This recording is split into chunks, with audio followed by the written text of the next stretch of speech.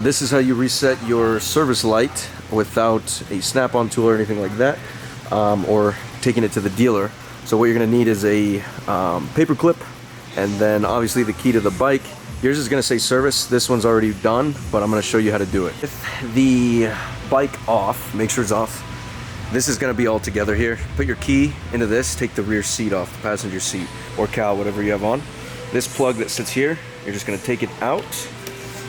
Grab your paper clip and then put one side same way that it came out, one here and the other one on the same exact side. So basically, let me get this bent here.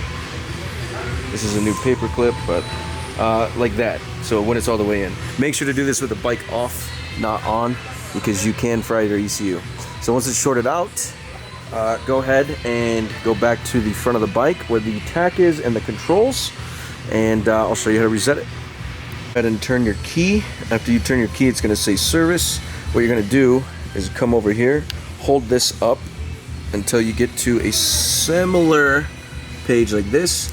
It'll say service, display, blah blah blah. Click up again to go to service, and then hold down.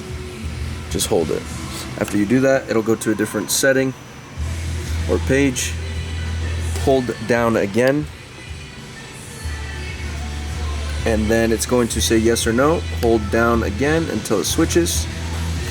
Here's the other thing I had to figure out. The date was stuck on 2017, so you might have to go into your settings, and it's the same menu that we just went into, but go into your settings and change the year, and then here you can change the intervals from 9, 6, blah blah blah, whatever it's on. To change them, you click up to go through each one, right?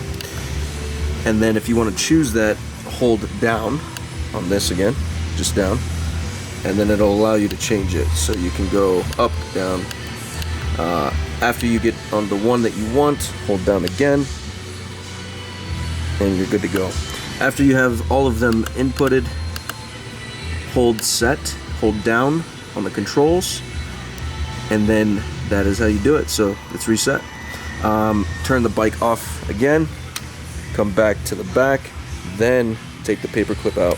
Don't do it while the bike's on. You don't want to short anything out, like I said, or make your ECU go bad. That is a big no-no. They're very expensive. After that, go ahead and plug this back in, and you're good to go.